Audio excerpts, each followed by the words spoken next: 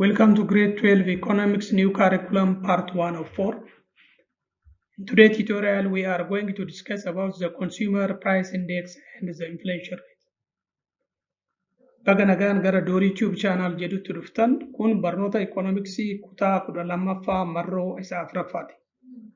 Mata dureen har'a barachuuf deemnu Consumer Price Index fi inflation rate jedha. Viidiyoo haaraa dabalataan hatattamaan argachuuf Dorii Tube channel jedhu kana like, subscribe, share gochuu hin dagatina.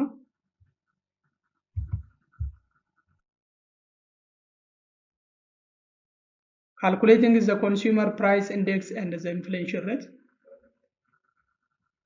Consumer purchases two products, wheat 50 kg and oil 10 liters for each a given period of a year. Price of the product is given for the wheat. Price of the oil is also given for each period of time. The amount of the oil in each year, here it is given 10 liters, and the amount of the wheat which the consumer purchase in each year is 50 kg. Depending on these factors, we are going to calculate what consumer price index and the inflation rate. Dureen har'a ilaallu consumer price index fi inflation rate dha. Consumeriin productii lama bituuf deemaa jira. Qamadii kiloogiraama 50 fi zayita liitira 10 waggaa waggaatti waggoottan nuu kenname kana keessatti waggaa waggaadhaan qamadii hamma kan zayita nyaataa immoo hamma kana bitaa jedha.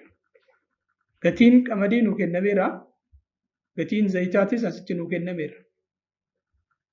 Amountiin qamadii kennameera kiloogiraama 50 asitti immoo gatiin zayita amountiin yookaan quantitiin oilitis zayitaatis nuu kenname liitira 10. Gabatee kanarratti hundoofnee maal calculate goonaa consumer price index fi inflation rate calculate goonaani.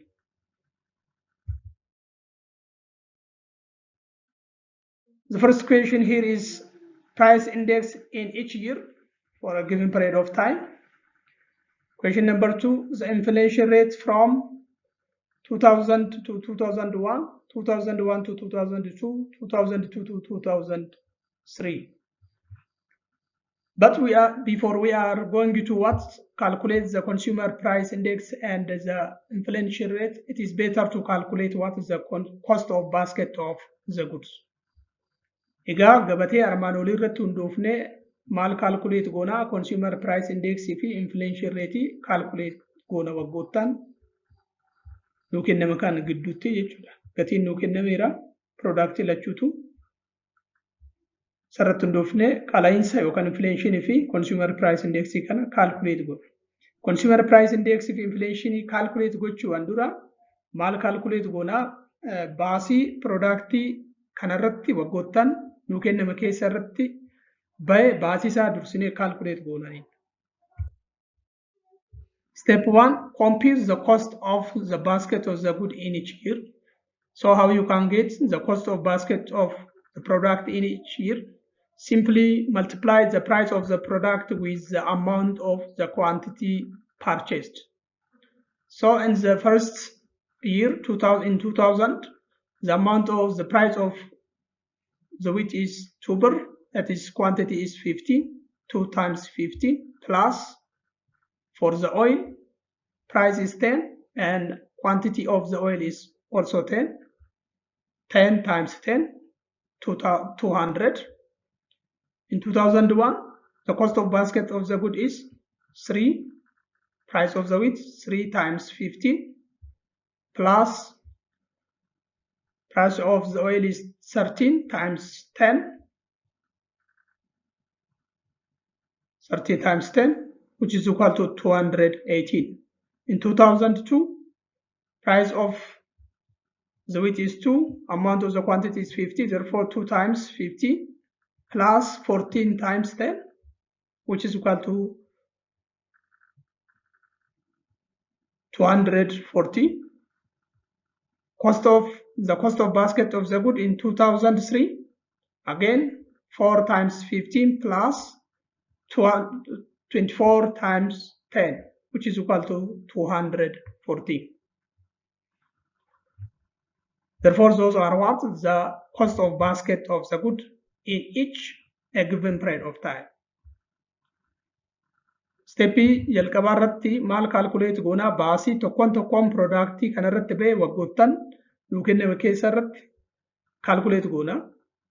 Kanaaf baasii kana akkamitti calculate gatii nuu kenname yoo baay'atu quantity bara san keessa bitameen baay'istuun jechuudha.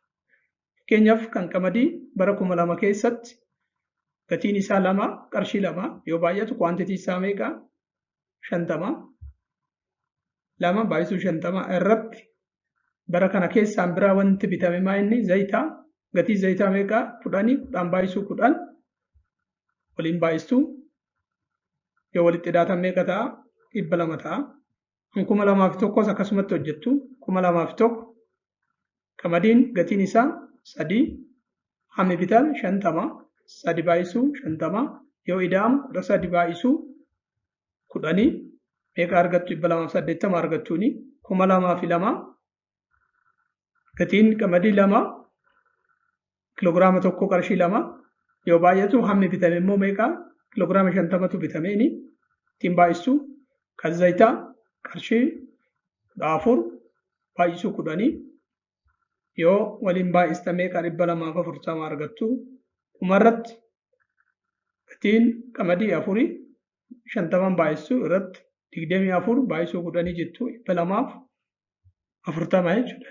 Kanaaf amma maal argannee jira cost of basket of the good argannee jirraani kan itti aanu maal calculate goona consumer price index haala salphaa ta'een calculate gochuu dandeenyani.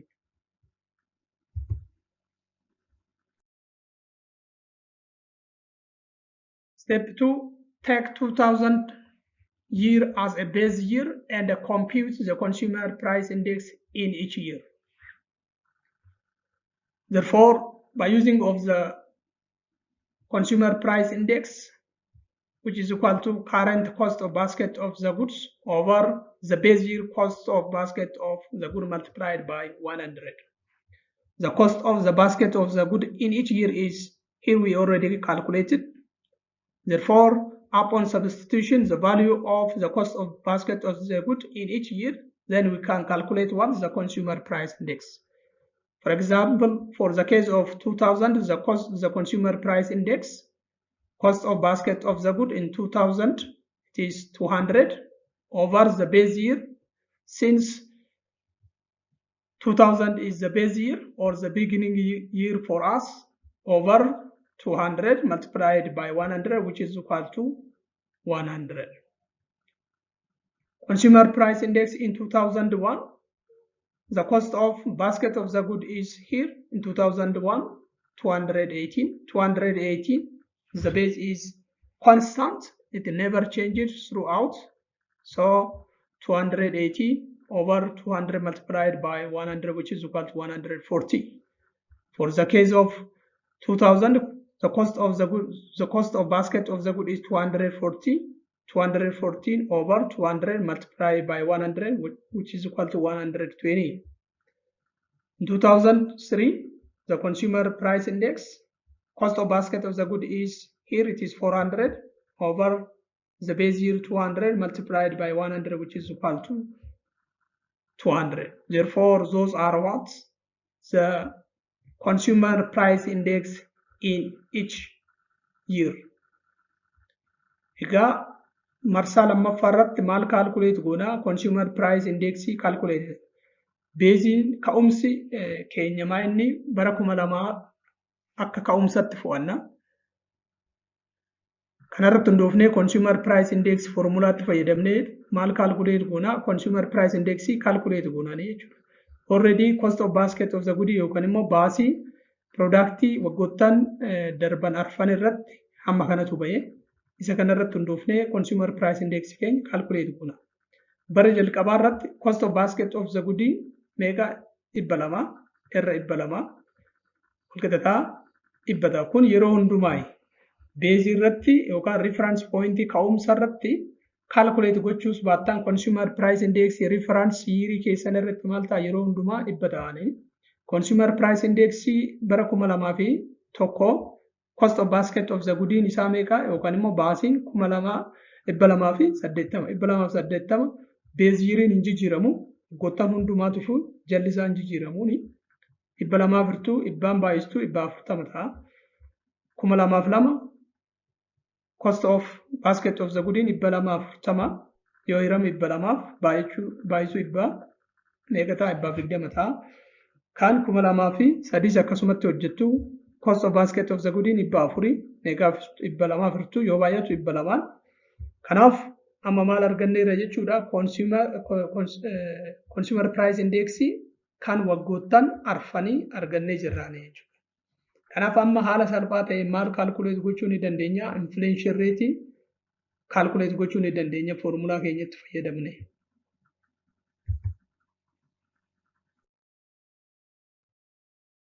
Step 3, use the consumer price index to compute the inflation rate. Here we already calculated the consumer price index in each year. Then it's easy to calculate the inflation rate. The formula for the inflation rate here is the consumer price index at year T minus consumer price index 1 year lag, or the last year consumer price index over the last year consumer price index multiplied by 100. For the case of 2000 up to 2001, let me see. Therefore, how you can get the inflation rate between those years? The consumer price index in 2001 minus the consumer price index in 2000 over consumer price index in 2000 multiplied by 100. The consumer price index in 2001 is here. It is 140 minus the consumer price index in 2000. Here it is 100 over consumer price index in 2000 means it is 100. Therefore, when subtract and multiply by 100, you can get 40%.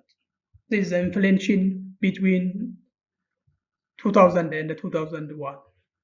The inflation rate from 2001 to 2002 is similar to the above fashion. Consumer price index in 2002 minus consumer price index in 2001 over consumer price index in 2001 multiplied by 100.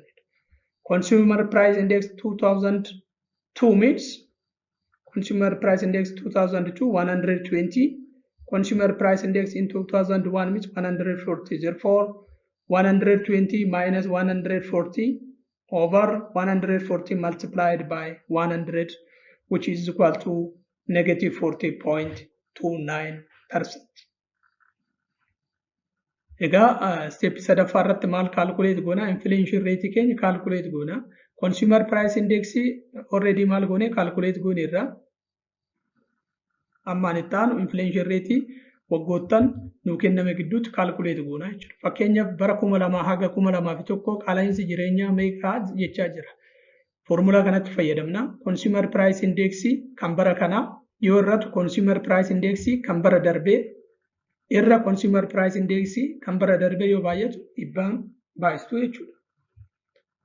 Fakkeenyaaf kan waggoottan kana gidduu calculate gochuuf consumer price index 2001 yoo irratti 2002 irra consumer price index 2000 yoo baay'atu dhibbaan.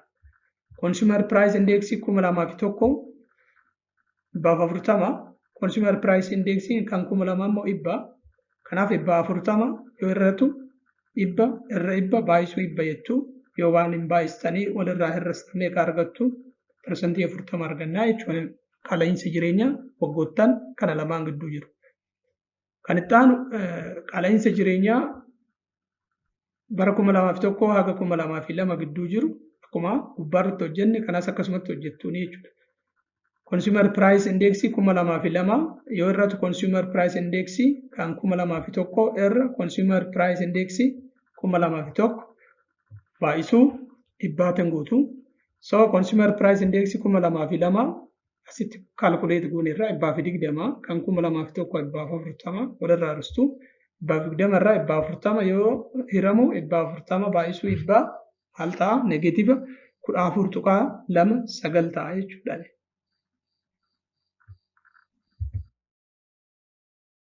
Note that the value negative 40.3, the above one, in the year 2002 shows decrease in the general level of what the price of good and service. Negative 40 means that the general price of the product is what it is, decline.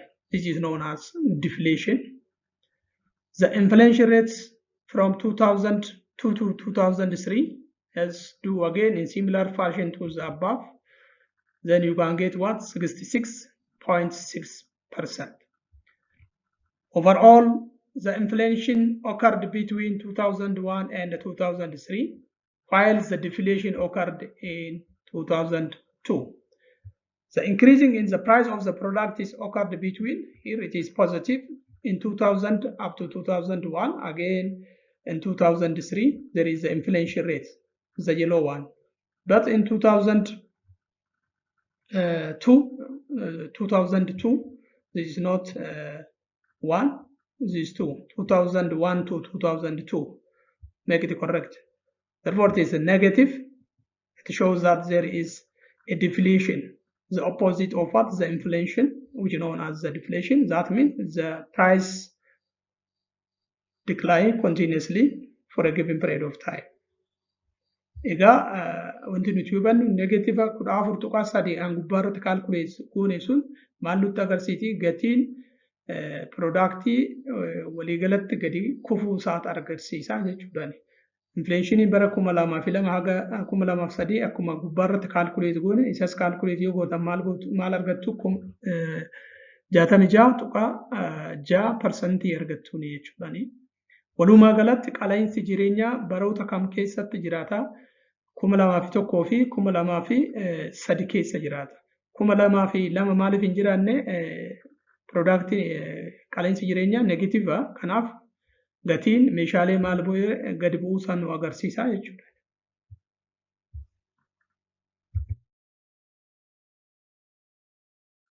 Types of inflation on the basis of speed of occurrence. Depending on the speed of occurrence, we can categorize the inflation rate into 6 types here. The first one is creeping inflation. Creeping inflation, moderate inflation that occur when the price level persistently rise over a period of time, slow rates less than 3%. When the inflation rate or when the price of the product is increasing by less than 3%, this type of inflation is known as creeping inflation. The second one, chronic inflation. It is a type of inflation rate continuously increasing longer for a given period of time without what? Downturn. When the price of the product is continuously increasing for a long period of time, it's known as chronic inflation. The third one, walking inflation. It means single digits annual inflation rate between 3 and less than 10% per year. Then this implies that the walking inflation, when the value of the price of the product is increasing between 3 and 10%. For example, it can be what? 5% or 6% or 7% or 8%. But not greater than 10%, then it is known as walking inflation. The fourth one, running inflation. It refers to rapid increase in the price of a product between 10 to 20% per year. When the price of the product is increasing per year by amount of between those number greater than 10 but less than 20, it is known as running inflation. Galloping or jumping inflation is a double or a triple digit annual rates for a short period of time, like 30% or 400% or 990%. This is known as galloping or jumping inflation. The inflation may be increasing by by double digit or 2 digits. Here, for example, this is 2 digits, or triple, this is 3 digits.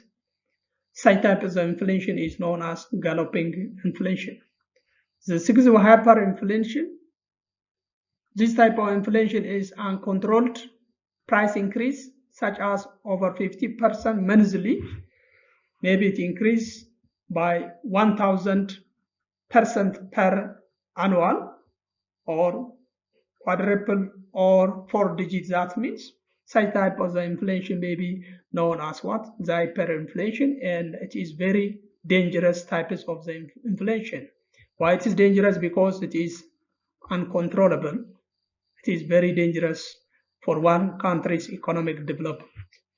This is, for example, Zimbabwe and Germany in 2020 experienced it by such types of the inflation. Egaa gosoota qaala'insa jireenyaa ilaalla. Maal irratti hundoofnee ariitii isaan ittiin dabalaniin hundoofnee bakka jaatti qonnee ilaalla. Inni jalqabaa creeping inflation jedhama. Kun moderate yookaan fooyya'aa baay'ee waan hamaatti dabarsee namatti hin kennu. Maaliif parsantii 3 fi isaa gadiin waggaatti dabala. Kanaaf hamma kana baay'ee yaaddootti kan nama geessu mitiini.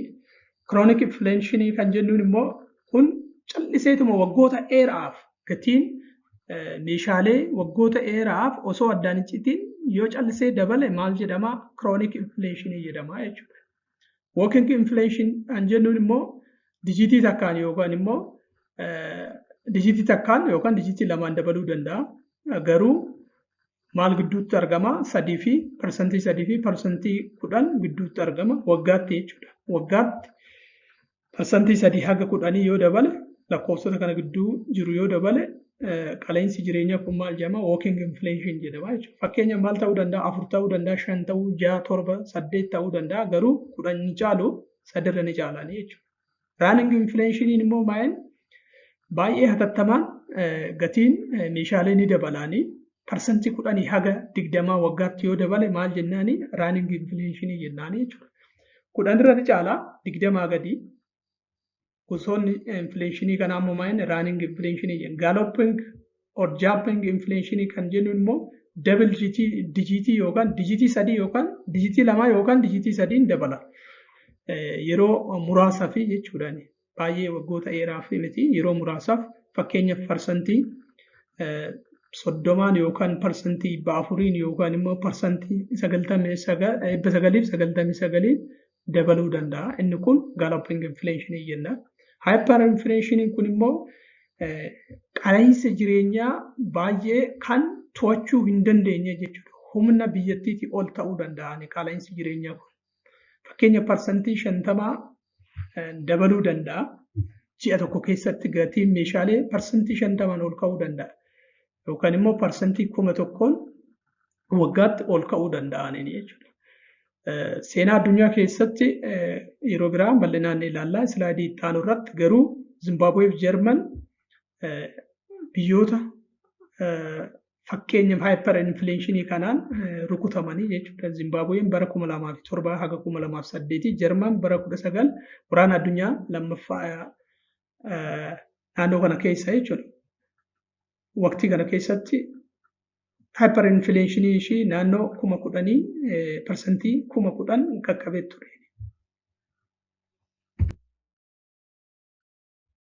Inflation on the basis of the cause. Yes, unlike of the speed, the second one is based on the causes. The first one, demand pull inflation. Such type of inflation is occur when aggregate demand greater than or exceeds the supply. This is known as the demand pull inflation. Cost push inflation, caused by increasing the cost of production, such as when the wage of the worker or the price of the cost of the raw material is increasing, such types of the inflation is known as cost push inflation. Wage inflation, this is when the salary or the wage of the workers, the laborers may be increasing. It causes what? The inflation. It means that when the wage is increasing, income is increasing. Income increase implies that demand is also increasing. Demand increasing means price is increasing. Therefore, it creates inflation. Tax inflation, due to rise in direct tax, sellers charge higher prices to the consumers. This causes what? The tax inflation. Maybe the taxpayer shifts this tax to the consumer or the buyer, and it causes the inflation. The fifth one, profit inflation, where businesses increase their profits margins by raising the price without increasing of what? Production costs. In order to increase the profit, the business organization maybe increase the price of the product, then it causes the profit inflation. Egaa amma immoo sababa isaa irratti kan jalqabaa ariitii isaa irratti hundoofnee bakka jaatti qoodnee ture. Amma immoo sababa isaa irratti hundoofnee qaleensa jireenya bakka shanitti goonna. Inni jalqabaa demand pull inflation. Demand pull inflation jechuun yeroo fedhiin wanta dhiyeessirra yoo caalu maal jennaani demand pull inflation jira. Hammi barbaadamu hamma gabaatti dhiyaatu ol ta'ee yoo argame maal fidaa qaleensa jireenyaa demand pull inflation jechuudha. Dimaanditu caalee dhiyeessii yookaan supply ni caalee kun immoo qaleensa jireenya demand pull inflation jedhamu nutti fida. Inni lammaffaan cost push inflation. Kun gatii meeshaalee raw materiaalii fa'aa yoo dabale mindaan hojjetaa yookaan hanguyyaa guyyaatti hojjetaa kaffallu gatiin isaanii yoo ol ka'e maal fidaa cost push inflation jedhamu kana fidaani. Inni sadaffaan wage inflation. Wage inflation jechuun gatii hojjetaaf kaffalamu mindaafaa jechuu dandeenya. Fakkeenyaaf wejii yoo dabale yookaan immoo salariin hojjetaa yoo dabale inkaamin isaanii dabala. Inkaamin namaa yoo dabale fedhiin ilma namaa ni dabalaani. Fedhiin ilma namaa dabalaan immoo gatiin meeshaalee maal ta'u ol ka'uun. Gatiin meeshaaleen kun ol ka'uun immoo maal fidaa infleeshinii jennaa jechuudha. Gosni infleeshinii kanaa immoo wage infleeshinii jedhama. Inni afuraffaa tax infleeshinii. Tax infleeshiniin fakkeenyaaf mootummaan taaksii al kallattiidhaan dhaabbilee dhuunfarratti qaraxa yoo buusu isaan immoo maal godhu gara namoota dhuunfaa fakkeenyaaf kanneen akka anaa fi isinitti gaafa piroodaaktii isaanii nutti gurguratan taaksii kana piraayisii sanarratti dabalatanii nutti herreeggatu jechuudha. Piraayisiin sun ol ka'a gaafa nutti gurguratan. Kun immoo maal fidaa taaksii infleeshinii jennaan jechuudha. Profit infleeshinii jechuun immoo dhaabbileen fakkeenyaaf bu'aa isaanii ol kaasuu yoo barbaadan gatii piroodaaktii maal godhu gatii meeshaalee ol kaasuuni. Yeroo kana immoo maal fidaa profit infleeshinii kan jedhamu fidaa jechuudha. The sixth one is scarcity inflation, a situation where there is a shortage of essential goods or resources. Price tends to what? Rises. In order to make this type of inflation, let we take some example. Assume, for example, in Ethiopia, tape production is unessential. As you remember, some years ago, 2-3 years ago, 100 kilogram of tape is around 5,000 Ethiopian birr. But nowadays, 100,000 kilogram or 100 kilogram of the tape is around 10,000 or 11,000 birr. This is due to what? The scarcity of the fertilizers. Maybe the price of the tape goes up. Such type of inflation is known as scarcity inflation.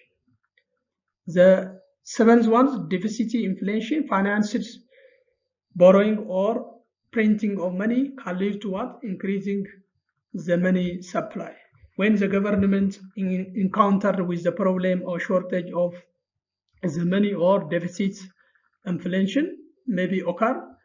In order to overcome the deficit, the shortage of the money, the government maybe borrow from the financial institution, or maybe the government print new currency or issuing the new currency.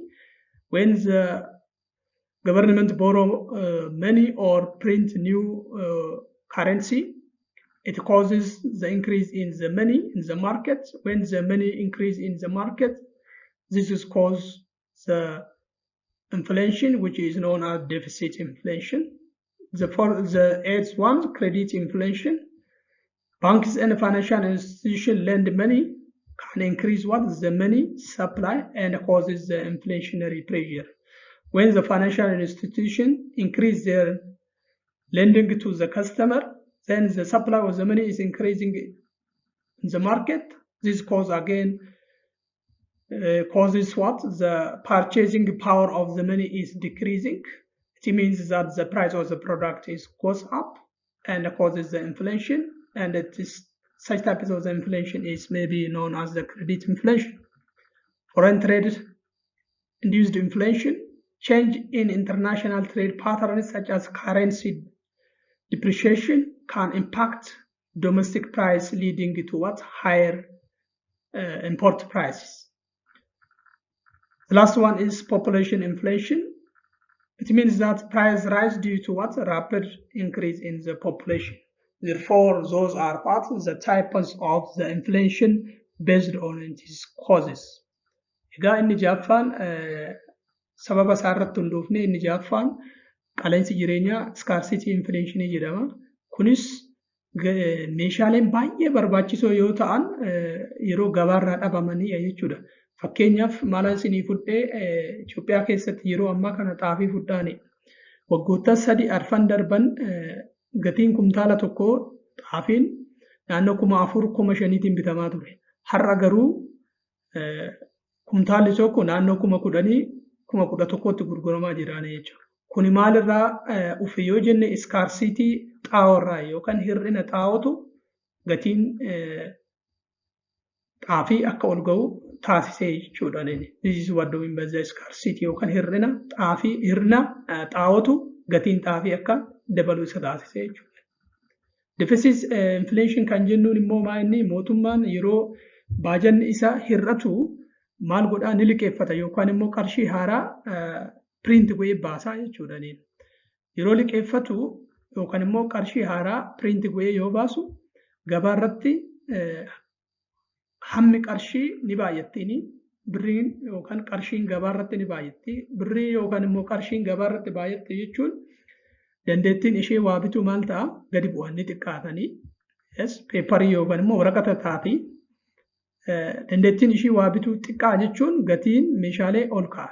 Kanaaf maal fidaa? Deficit inflationii fida. Credit inflation immoo baankonni yeroo maamila isaaniitii itti dabalanii sirriitti yoo liqeessaniif investoroonni qarshii baay'ee argatu. Kun immoo maal godhaa? Gabaarratti akka qarshiin baay'attu godha. Ammas gabaarratti qarshiin baay'annaan dandeettiin ishii meeshaalee bituu maal ta'a? Gadi bu'anii jechuudha. Inni saglaffaan foreign trade induced inflation kan jennudha. Foreign induced inflationiin kuni fakkeenyaaf biyyi tokko gatii qarshii ishee kan biyya biraa wajjin wal dorgomsiistee gatii qarshii biyya sanaa yoo gadi buuste. Fakkeenyaaf Itoophiyaa yoo fudhattan naannoo waggoottan arfaa 5 darbe doolaarri tokko naannoo qarshii Itoophiyaatti 23 waan akkasii ture. Har'a garuu doolaarri takkittiin birrii Itoophiyaatti naannoo qarshii 45ti. Kanaaf kaarensi yookaan birriin Itoophiyaa maal ta'e depreciate yookaan dandeettiin inni waa bituu gadi bu'e doolaara wajjin wal bira qabne yoo ilaallu jechuudha. Dandeettiin qarshii Itoophiyaa gadi bu'e taanaan immoo gatiin meeshaalee maal ta'a? Ol ka'aa jechuudha. Inni dhumaa qaleensi jireenyaa maaliin dhufa? Baay'ina uummatarraan kan ka'e. Uummanni yoo baay'atu fedhiin isaa akkasuma dabalaani. Fedhiin ilma namaa immoo yoo dabale gatiinis wajjiniin dabala. Gosni inflation yookaan qaleensi jireenyaa kun immoo maal jennaani? Population inflation jennaan jechuudha.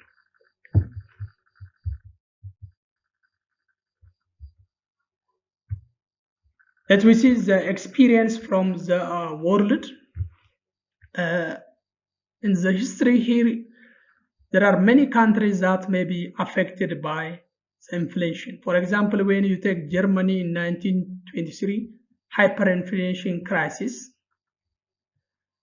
maybe the doubling daily, reaching the inflation rate 29,500% within a peak monthly rate. Within a month, this amount of the inflation is occurred in Germany due to maybe the war, as you know from the history of the world. Again, Hungary in 1946, the monthly inflation within a month, this amount of 41.9 quadrillion% of the amount price doubling within a 15 hours. 41.9 quadrillion means that 41.9 multiplied by 15 zero. This is a very large number within a 15 hours. Yugoslavia 1993 to 1994, during the breakup of what the monthly inflation reached around 313 million%. This is again the dangerous one. Zimbabwe in 2007 or 2009, again there is the hyperinflation rates, 89.76 trillion% within a price doubling within a 24 hours. Within a 24 hours, within a 1 day, this amount of what the inflation increased 6 trillion means 89.7 multiplied by 21 zero. This is very dangerous again. Due to mismanagement in Zimbabwe, still the country is in the problem. Venezuela, hyperinflation due to political turmoil or due to the political instability and the decline oil price. Annual inflation is around 1 million% in 2018. This is a recent phenomenon. Egaa seenaa addunyaarraa qaala'insi jireenyaa maal fakkaata yoo jennu isa kanaadha jechuudha. Kun barnoota dabalataaniin akkasiin beektaniif malee isin dubbisuuf miti kan isin itti dabale dandeettiin isin ikoonomiksii hubachuuf qabdan akka dabaluuf. Seenaa addunyaa keessatti Jarman bara 1923 keessatti hyperinflationii kanaan rukutamtee turte jechuudha. Fakkeenyaaf guyyaatti naannoo 29,500% kan ta'u monthly rate peak monthly rate isaa yookaan ji'atti hamma kana qaqqabee tureen jechuudha hyperinflation. Hangaariinis akkasuma 1946 keessatti 41.9 quadrillion% qaqqabee ture sa'a 15 keessatti guyyaa tokko osoo hin guutin jechuudha. Guyyaa tokko osoo hin guutin persentii amma kana 41.9 quadrillion jechuun 41.9 itti dabaltu duubaan yookaan 0.15 hin baay'istu jechuu kiyyaa ifama 0.15 hin baay'isa.